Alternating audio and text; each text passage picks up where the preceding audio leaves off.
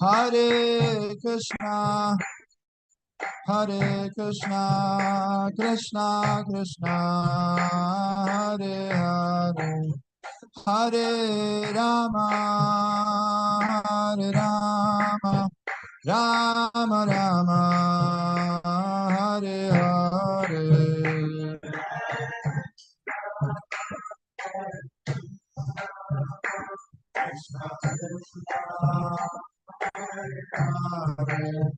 Hare Rama, Hare Rama.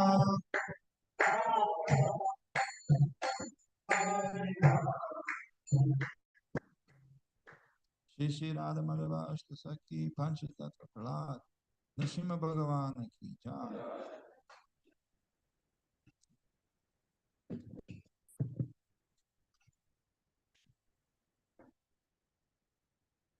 Om Namo Bhagavate Vasudevaya.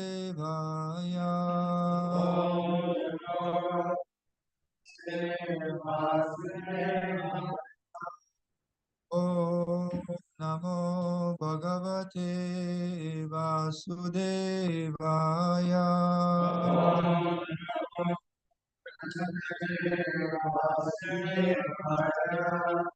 Om Namo Bhagavate Vasudevaya.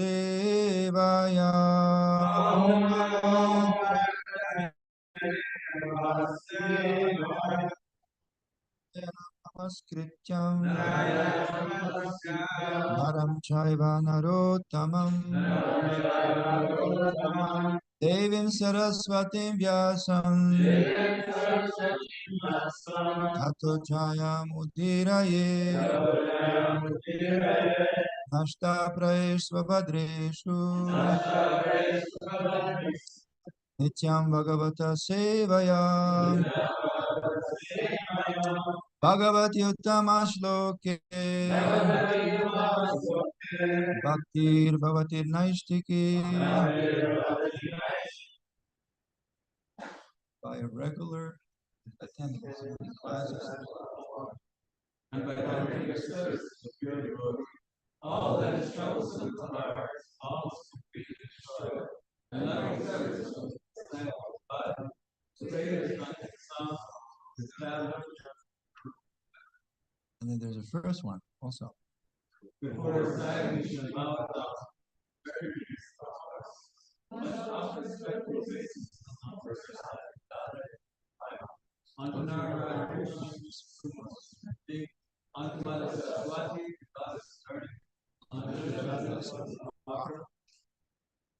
So today we're covering chapter 11 of the third canto, that it's entitled Calculation of Time from the Atom. We have 42 verses in a chapter, so I'm going to read them, and then we're going to cover more extensively the verse 33, I believe. It has a very interesting and very nice purport. All right, I can start with this.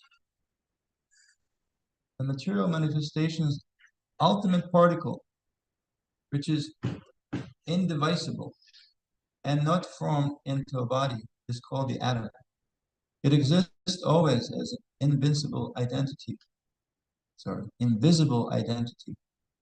even after the dissolution of all forms. The material body is but a combination of such atoms, but is misunderstood by the common man.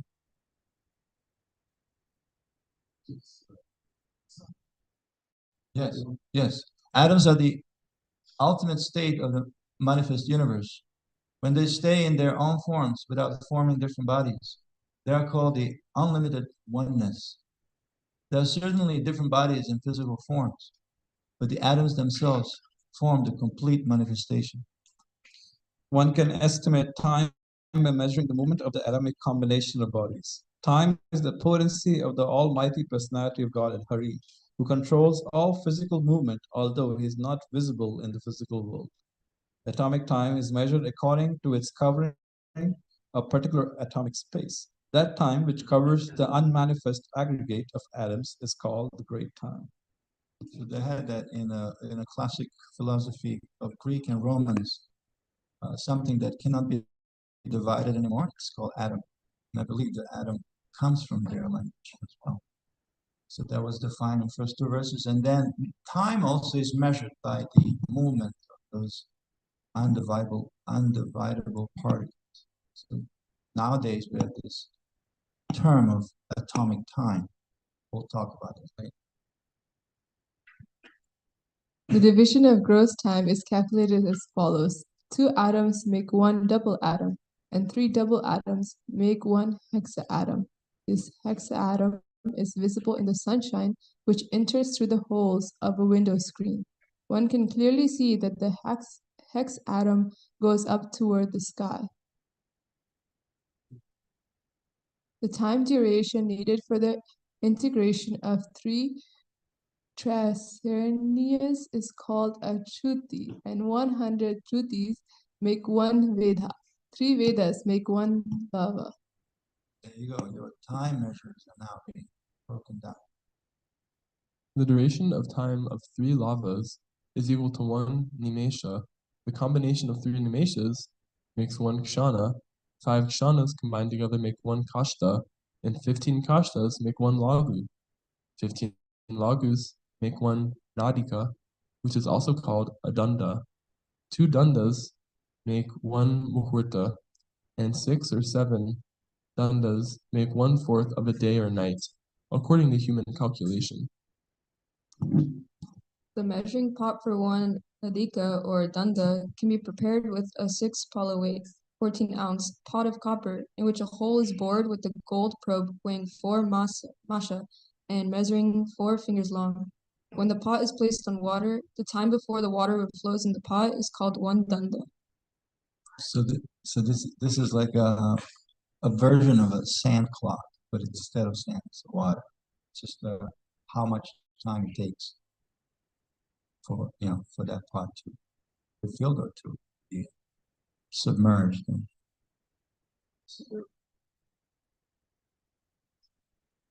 Yes, these are all time measures.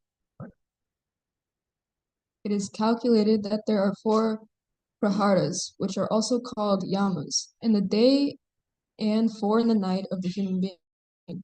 Similarly, 15 days and nights are a fortnight, and there are 2 fortnights, white and black, in a month. The aggregate of 2 fortnights is 1 month, and that period is 1 complete day and night for the Pita planets. 2 of such months comprise 1 season, and 6 months comprise 1 complete movement of the sun from south to north. The solar movements make 1 day and night of the months, and that combination of day and night is 1 complete calendar year for the human. The human being has a duration of life of 100 years. Influential stars, planets, luminaries, and atoms all over the universe are rotating in their respective orbits under the direction of the Supreme, represented by eternal Kala. There are 5 different names for the orbits of the sun, moon, stars, and luminaries in the firmament, and they each have their own samvatsara. Can you go back to the level real quick? Just want to make sure I saw it. Again?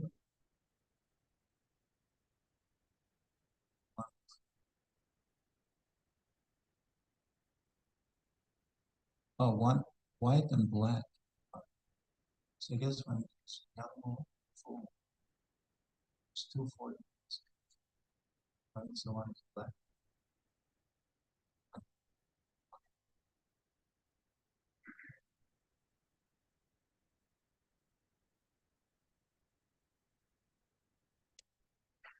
O Vidura, the sun enlivens all living entities with his unlimited heat and light. He diminishes the duration of life of all living entities in order to release them from their illusion of material attachment, and he enlarges the path of elevation to the heavenly kingdom. He thus moves in the firmament with great velocity, and therefore everyone should offer him respects once every 5 years with all ingredients of worship. Have you done that lately? Did you offer your respects to the sun the last 5 years? 4 years ago. You did the Surya Namaskar. What did we say? What is the Vedic proverb? Tamasoma Jyotirgama. Come out of darkness. Come to the light. Asatoma Sadgama. Leave the temporary. Come to the eternal. These are the injunctions. And the sun plays a very important role. It's the source of all light. Follow the sun, my friend.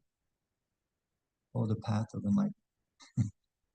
That is the urge. All the scriptures, they urge us that way. All right. Vidura said, I now understand the life durations of the residents of the Pita planets and heavenly planets as well as that of the human beings. Now kindly inform me of the durations of life of those greatly learned living entities who are beyond the range of a kalpa. Spiritually powerful one, you can understand the movements of eternal time, which is the controlling form of the Supreme Personality of Godhead. Because you are a self-realized person, you can see everything by the power of mystic vision. Maitreya said, O Vidura, the 4 millenniums are called Satya, Treta, Dwarpa, and Kali Yuga. The aggregate number of years of all these combined is equal to 12,000 years of the demigods. The duration of the Satya millennium equals 4,800 years of the years of the demigods. The duration of the Treta millennium equals 3,600 years of the demigods. The duration of the Dwarpa millennium equals 2,400 years, and that of the Kali millennium is 1,200 years of the demigods. So that should equal 12, right? 12,000. I mean, oh, Yeah. the transitional periods before and after every millennium, which are a few hundred years, as aforementioned, are known as yugas sandhyas, or the conjunction of 2 millenniums, according to the expert astronomers. In those periods, all kinds of religious activities are performed.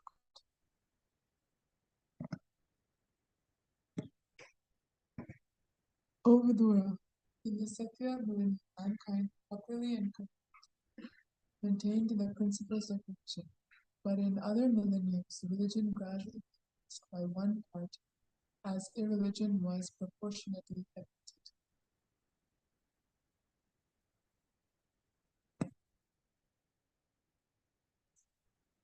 Outside of the planetary system, Swarga, Martha, and Patala, the 4 yugas multiplied by 1,000 comprise one day on the planet of Earth.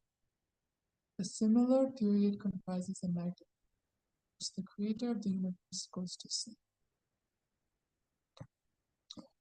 After the end of Brahma's night, the creation of the 3 worlds begins again in the daytime of Brahma, and they continue to exist throughout the life durations of 14 consecutive Manus of fathers of mankind. Each and every Manu enjoys a life of a little more than 71 sets of 4 millenniums.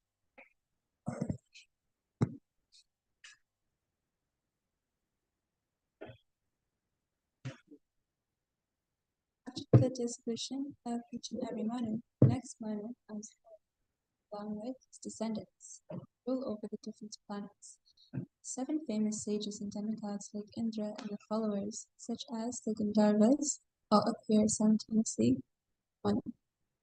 The creation during Brahma's day, 3 planetary systems, Svarga, Madhya, and Etala, revolve, and the inhabitants, including lower animals, human beings, demigods, and Pitas, appear and disappear in terms of the 50.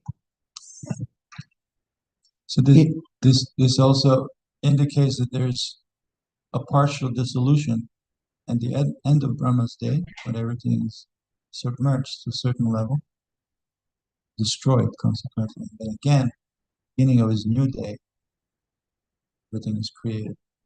So it's a partial dissolution. Now all the manus that come in place again during the day. 14 actually come each day of Brahma, which consists of one kalpa, and one kalpa is the 1,000 cycles. Our Brahma is now 50 years of age, our Brahma. And it's somewhat, I heard, noon of one of his days.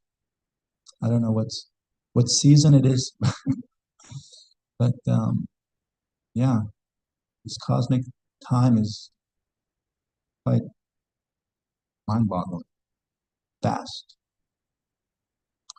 In each and every change of Manu, the Supreme Personality of Godhead appears by manifesting his internal potency in different incarnations as Manu and others. Thus, he maintains the universe by discovered power. At the end of the day, under the insignificant portion of the mode of darkness, the powerful manifestation of the universe merges in the darkness of night. By the influence of eternal time, the innumerable living entities remain merged in that dissolution, and everything is silent. Silent. Have you experienced absolute silence? Besides putting your those how you call them noise cancellation, yeah. No, just absolutely no sound, just noise cancellation, absolutely. I've experienced it in the dead of winter, right? You see that if you experience a snowy winter somewhere in the north, Massachusetts or Pennsylvania, it's like absolutely no sound, no birds, no bugs, no wind, just white and snow and no sound. It's very quiet. And it's very nice too. The ether is very clean. It's very good for meditation. It's a good setting to utter the transcendental sound vibration. So silence, we can say it's prerequisite for good meditative practice. Even in some art, there was a famous art exhibit, still there, it's permanent, in Paris, where beautiful paintings of Monet. And so all of them, those Monet's lilies in two oval rooms, they're all exhibited, and no talking was allowed. And when people got carried away, you can see this custodian just going, shh, quiet. Why? Why silence is prerequisite for contemplation or any kind of meditation? In this case, they were contemplating the artwork of a master. It allows us to go internal. Yeah, there's no static, there's no distraction. So it's prerequisite to go internal. Otherwise, yeah, easily we can get under the illusion that we are internal, but we are caught up in something that is external. Yes.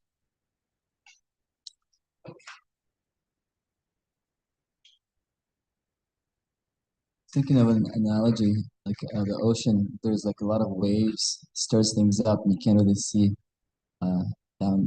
But if remember, because I lived in Key West, if the water was completely clear still, you can see all the way down.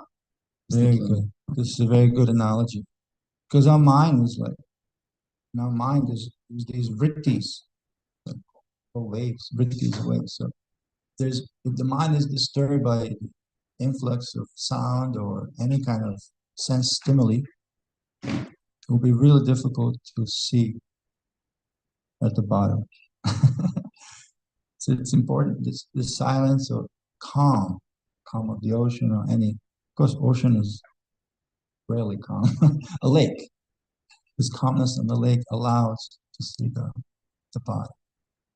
So for good meditation, a setup or contemplation or going internal setup of silence or a place that it's clean and undisturbed, it's required. So that's why chanting in temple is so nice, because there's no, everybody's doing the same thing, and we somewhat honor the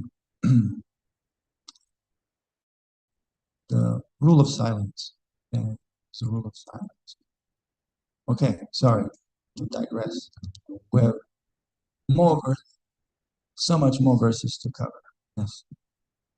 When the night of Brahma ensues, all the three worlds are out of sight, and the sun and the moon are without glare, just as in the due course of an ordinary night.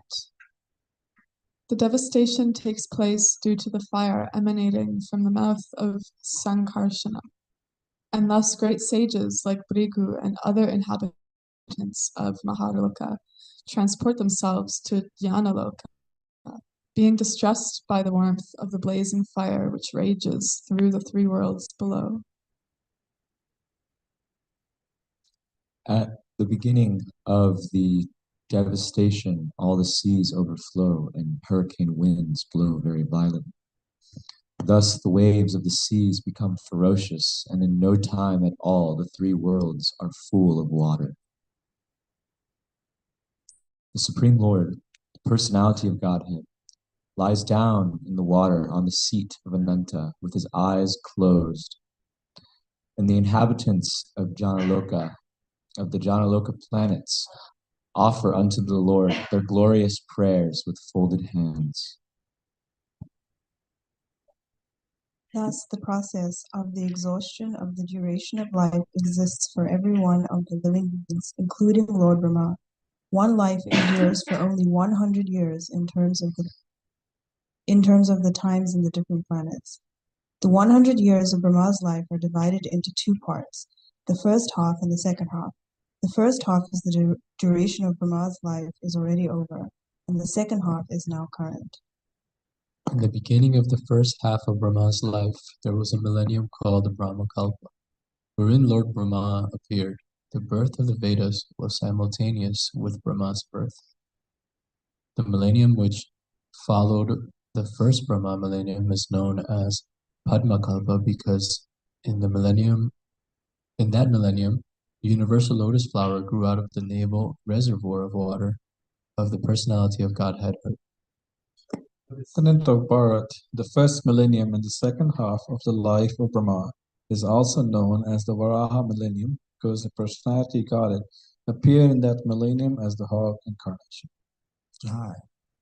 The duration of the two parts of Brahma's life, as above mentioned, is calculated to be equal to 1 nimesha, less than a second, for the Supreme Personality of Godhead, who is unchanging and unlimited and is the cause of all causes of the universe. Eternal time is certainly the controller of different dimensions, from that of the atom up to the super divisions of the duration of Brahma's life, but nevertheless it is controlled by the Supreme. Time can control only those who are body conscious, even up to the Satya Loka or the higher planets of the universe. This phenomenal material world is expanded to a diameter of 4 billion miles as a combination of 8 material elements transformed into 16 further categories within and without as follows. The layers or elements covering up the universes are each 10 times thicker than the one before, and all the universes clustered together appear like atoms in huge combination. The personality of Godhead, Shri Krishna, is therefore said to be the original cause of all causes. Thus, this spiritual abode of Vishnu is eternal without a doubt, and it is also the abode of Mahavishnu, the origin of all manifestation. So we are in a quite secure prison. It's heavily secure. This material universe that we see has also a lifespan. When Brahma expires in his 100 years, the whole universe is sucked in the Mahavishnu. That's the ultimate dissolution, but there's also these partial dissolutions at the end of Brahma's day. And then the night becomes very quiet, very silent. And then there's silence is, like I said, is a prerequisite for another creative impetus that Brahma engages at the beginning of his day. But did you thought about how thick these layers are? Did you ever reflect or meditated on how heavily imprisoned we are? One is very thick. First one is the earth, right? Earth. And then each next one is 10 times thicker. So earth, water, fire, air, ether, mind, intelligence, and ego. Consequently, each one thicker than the previous one. Did you ever thought about that? How heavily imprisoned and how dark it is, because if you close something, it's like pitch black. We talked about that absolute darkness. Have you ever experienced that? Remember I mentioned we're in a cave. One time I took Kalindi for her birthday into this cave where natural bridge caverns between Austin and San Antonio. And it was like pitch black.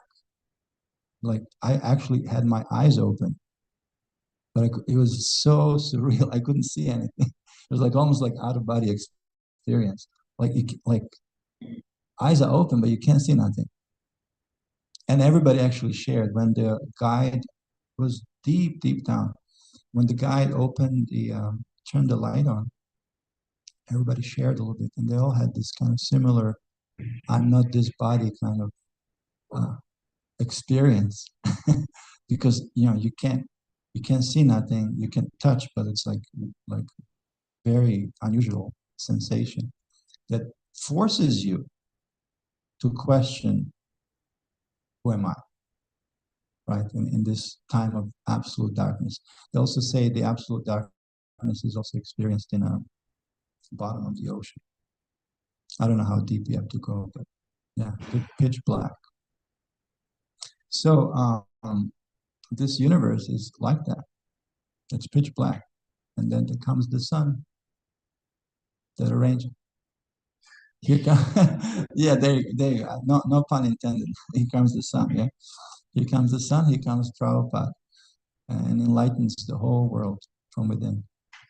But apparently, I didn't do the calculation, but I heard it from a chart, actually. Acharya Prabhu. He's scheduled to give class soon, yeah. That if the entire space of the universe is within size of a basketball, we all play basketball, we know the size of it.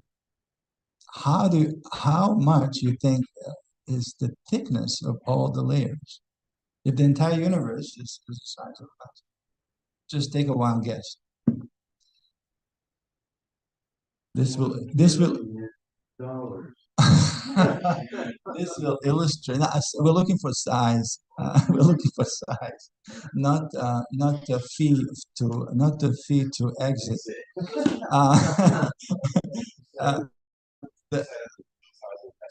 No, the universe. Stay with me. Stay with me. The whole universe. The whole universe. I know it's morning. You're a little sleepy. Huh? Not counting. No. Just the space within. Okay. Space within is the size of a basketball. Outside of that, how far you think that all the layers they stretch? And this will illustrate of how secure of a prison this is, and why it's called Durga. Durga means dur, very difficult. Ga means to go. It's very difficult to escape. And why we need all the help we can get, not for the commercials and whatever material scheme of things are promising to us, but by the real source of solution and the key to our escape. What do you think? I didn't, but some other devotees did. Okay, I'll help you. It's three times size of an Earth. So take basketball, and then three size of the Earth. Just reflect on that. Yeah, how safely we are packed. And there's no way, on our own strength, there's no way we can do anything, no matter how many rockets you shoot out. You shoot out. How about that, Mr. Elon? take that for a challenge, and burn your what is it, taxpayers' hard-earned dollars. Anyway, we have text 33. Just a little meditation. Let's do the Sanskrit. May I add some? Yes. The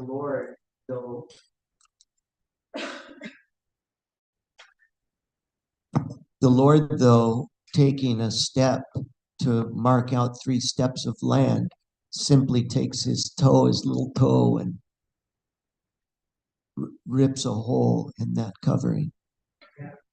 Replace that basketball easy. Not a problem. Evam vidaira horatrai. Evam vidaira horatrai. Evam vidaira horatrai. Kalagatya palakshitai. Kalagatyo palakshitai. Kalagatyo palakshitai. Apakshitam vivasyapi. Apakshitam vivapyasi. Apakshitam vivasyapi. Paramayurvaya shatam. Paramayurvaya shatam. Paramayurvaya shatam. Evam vidara horatrai. Kalagatyo palakshitai. Apakshitam ivasyapi. Paramayurvaya shatam.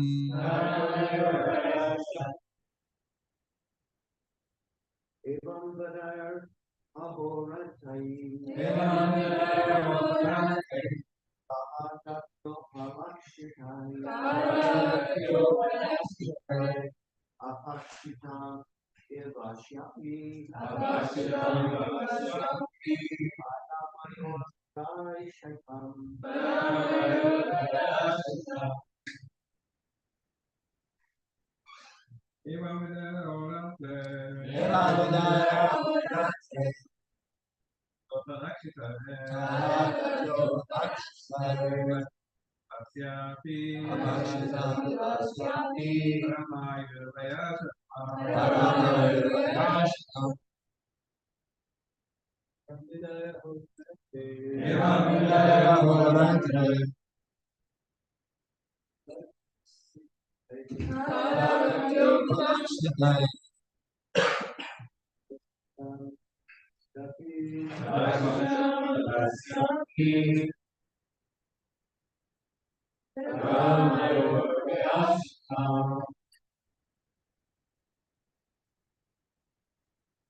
By word altogether.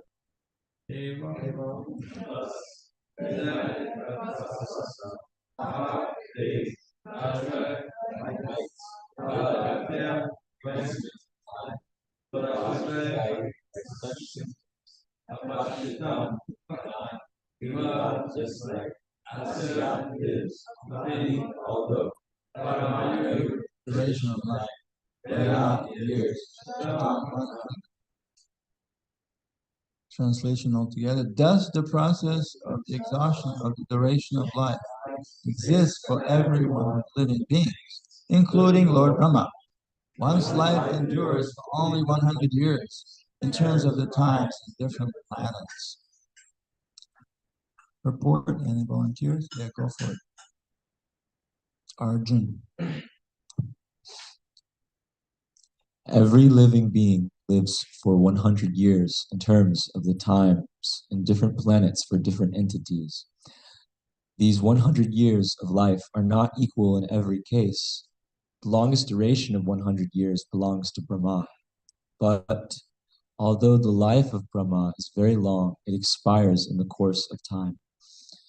Brahma is also afraid of his death, and thus he performs devotional service to the Lord. Shri Shri Gaura Nitai Ki.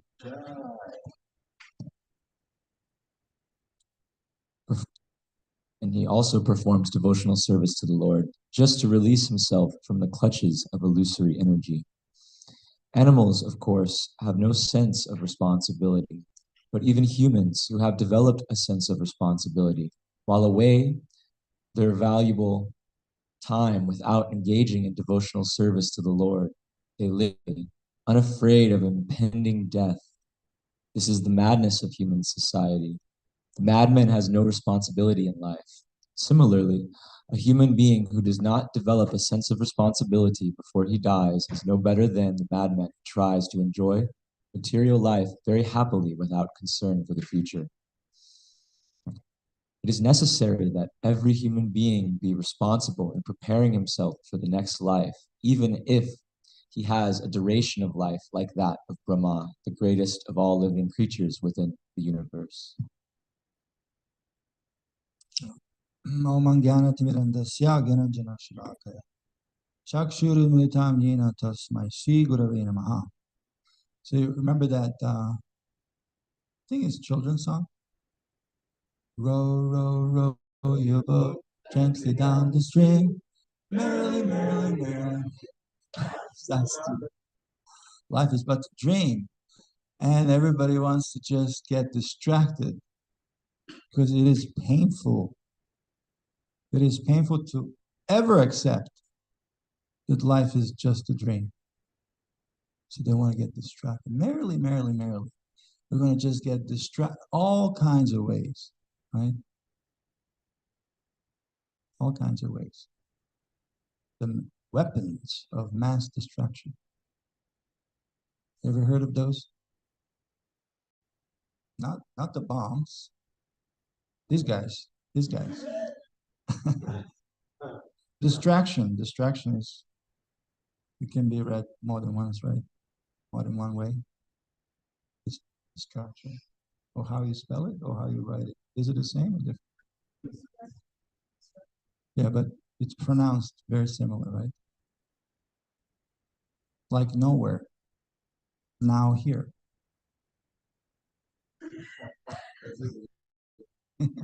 That was what came to my mind yesterday, right? That's Kalakanta Prabhu was sharing about present and impersonalists. Impersonalists, pretty much, they're burning their clutch in a neutral gear, just like not having no positive solution for any positive activity that will benefit them or the world. It's very impractical. So they are nowhere. They want to be now and here. They want to be present, but they're nowhere. They are nowhere to be found in terms of the solution. And this solution that we are hearing today is a question, or answer to the question that Vidura questioned chapter before in 3.10.10. It was a question about time, space, and how they interact. So Maitreya is enlightening Vidura here in terms of the time, space, relativity, as we hear here. 100 years for Brahma is very different than ours. 100 years of an end. In Mayapur, they had these lamps. In the beginning, actually, Prabhupada used to comment on these bugs that are found dead in the morning. Commenting on how these bugs, they come attracted by the light at night. They never see the the light of the day. They're born in darkness, that get attracted by the light, they're burned, they drop. So in the morning, during the morning walk, Prabhupada and devotees, they'll find all these, like, just underneath the lamp, all these dead bugs. Hundreds and thousands of them. So Prabhupada will comment, they also live 100 years, but of their dark engulfed lives. So we're also in darkness. If there wasn't for the sun, which is the ultimate light bulb, placed there by Krishna. And we shouldn't waste that God-given time to these kind of distractions, but rather use it as beginning of Vedanta Sutra urges Atato Brahma Jigyasa, to inquire about the absolute, to inquire about the purpose of life, and not to get distracted. So these are the beautiful illuminations by Maitreya in answer.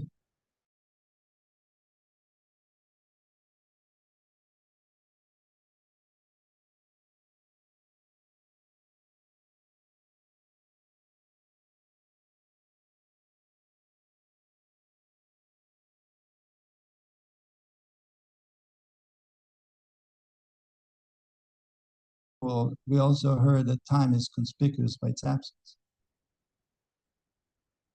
So, have you ever thought about it? How is the time measured in the spiritual world? How is the time measured just 300 years ago? Did Panchatattva wear a watch?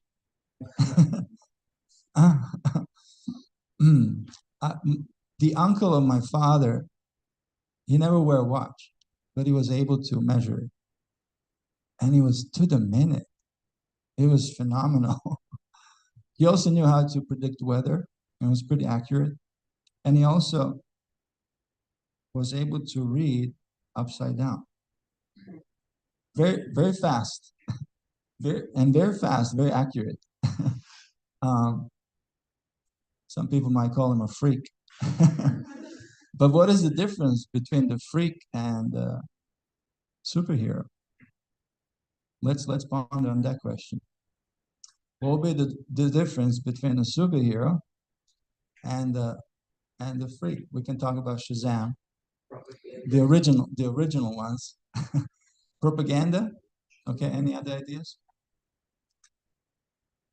Let me say the superhero is also a freak. But the difference between him and regular freak, that he was able to harness, deploy, and utilize his powers. So we have 100 years to do the same. Don't stay a freak. Don't remain a freak. Utilize it. Deploy in Krishna consciousness. And you'll be able to write your own story of a superhero, or hero story, the story of a hero. So do that. Just do that in life. And Srila Prabhupada will be very pleased, and it will help you go back home, back to God. Do it in Krishna consciousness.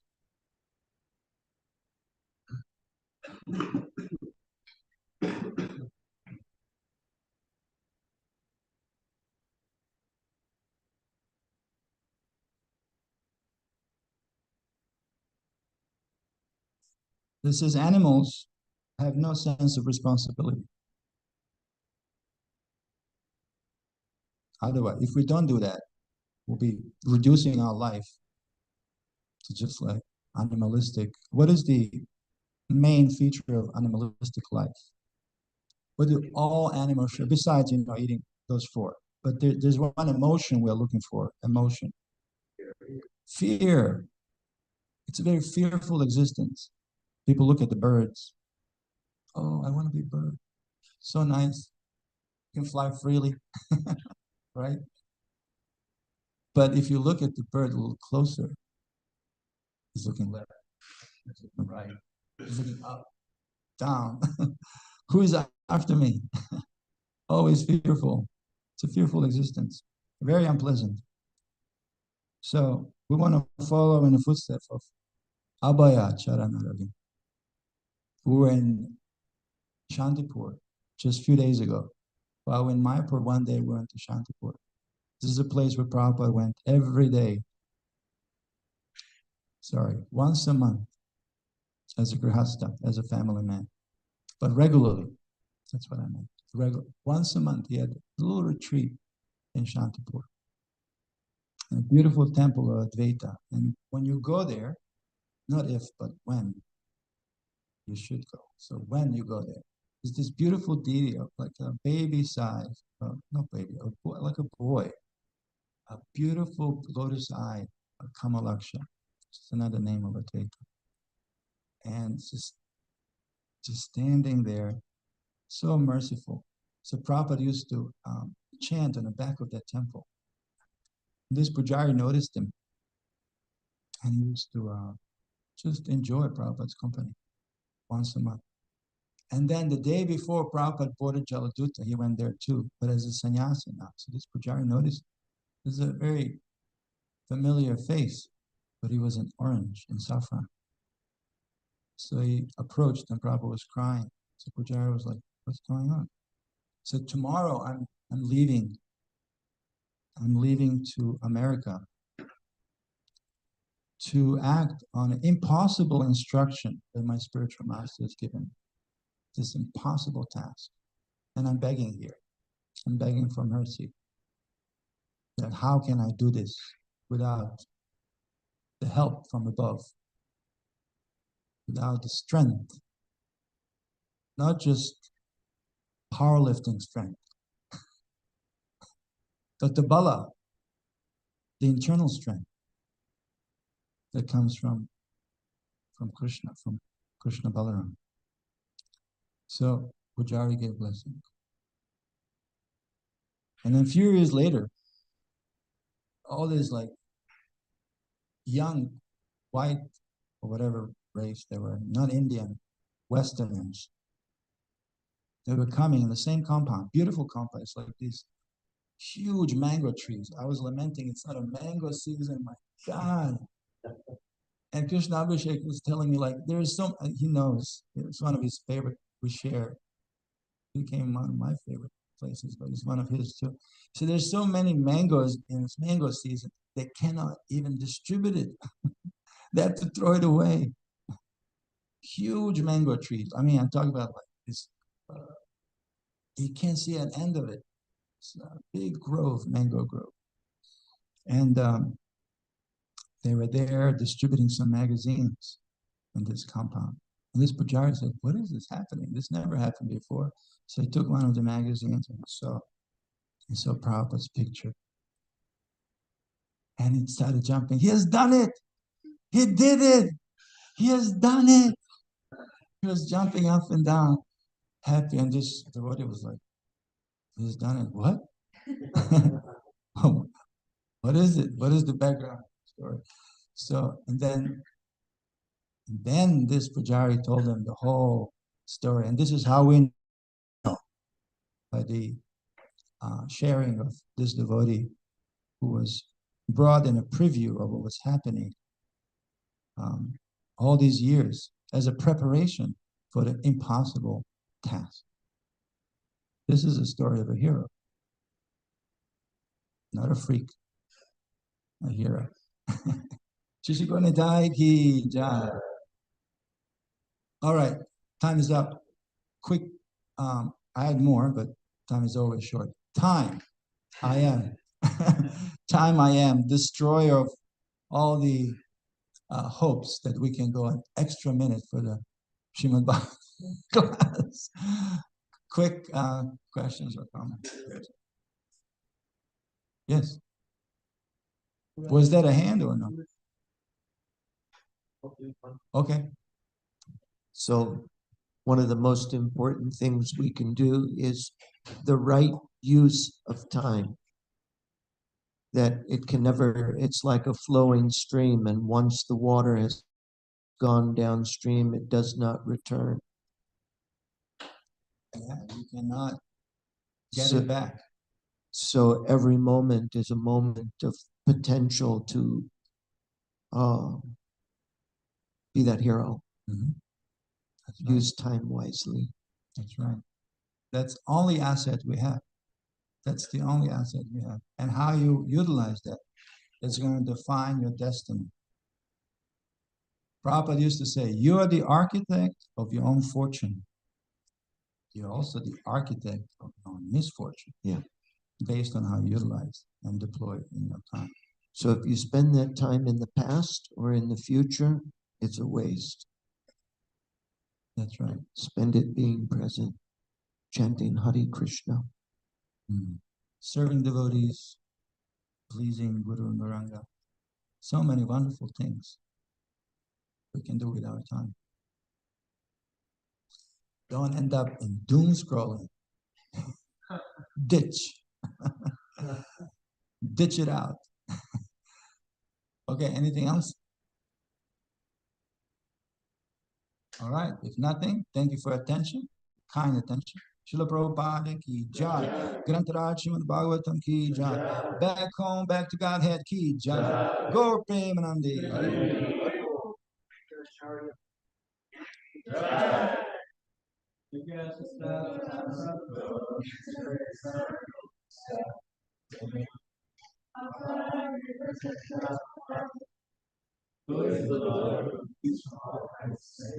Good